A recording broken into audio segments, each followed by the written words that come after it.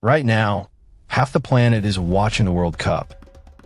Billions of people screaming at a sphere of leather on a patch of grass. We are told football was invented in England in 1863. Official rules: gentlemen in top hats. That is a lie. To find a first beautiful game, you have to go back further. Not 100 years, not 1,000 years, 40,000 years. To a dusty valley in prehistoric Europe, to a time when survival was everything. And yet, somehow, they found time to play. This is the story of the first kick. Picture this. It is the end of the last ice age. A hunting party of Homo sapiens is waiting in a gorge. They are waiting for a mammoth herd, and they are bored, terribly bored. One hunter, let's call him the striker, is kicking at the dirt. His foot hits something round, a bundle of dried hide wrapped tightly in tough grass. It rolls, smoothly, across the dust. It stops at the feet of another hunter. And that hunter kicks it back. In that fraction of a second, history changes. It wasn't for food. It wasn't for survival. It was pure, useless, beautiful play. Soon, 5 hunters are running in a circle, kicking the hide bundle to each other. Laughter echoes against the canyon walls for the first time. But humans are competitive. We can't just pass a ball. We need a winner. Someone drops 2 large rocks on one side of the gorge. Someone else drops 2 rocks on the other side. The first goals are built. Instantly, the game changes. It becomes aggressive, tribal. A hunter tries to pick the ball up with his hands to run it into the rocks. The others yell at him. Hands are for spears. Feet are for the game. And just like that, the first rule of football is carved into human consciousness. It spreads, tribe to tribe, campfire to campfire. The bundle of grass becomes the ultimate test of agility. Then, inevitable happens. The sapiens are playing in a valley. They stop. The laughter dies. Standing on the ridge above them is a hunting party of Neanderthals. Massive, thick-boned, built like Ice Age tanks.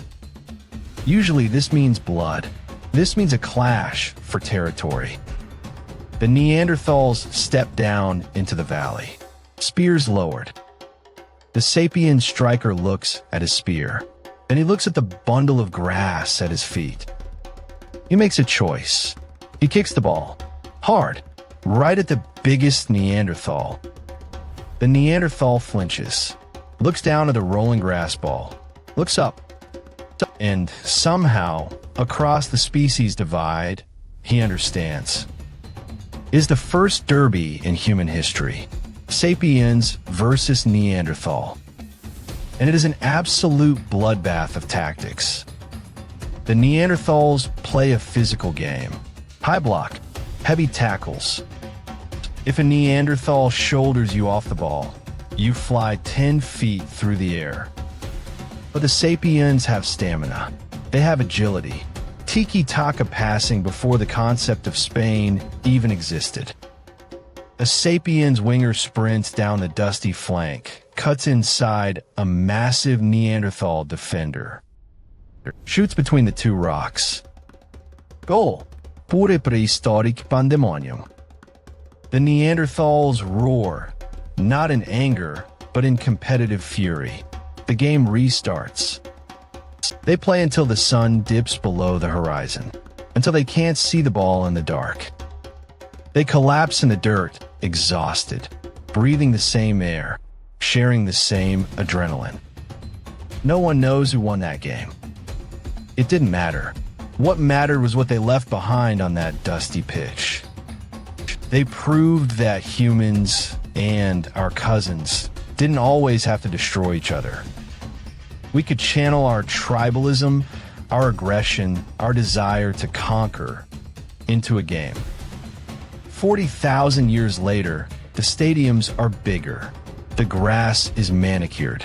The ball is synthetic. But the feeling? The sheer, irrational joy of watching a sphere cross an imaginary line? That is exactly the same. When a stadium of 80,000 people erupts in unison, they are echoing the hunters in the gorge. They are tapping into a genetic memory. Play unites us. It always has. On the edge of the valley, a small figure in a gray cloak watched that first match. The witness, holding a journal. They watched the species that would eventually conquer the globe and the species that would fade into ghosts. For one afternoon, they weren't enemies. They were just players on a pitch. The witness opens the journal and writes the question that echoes through every World Cup final. If we can fight our wars on a field of grass, why do we still fight them anywhere else?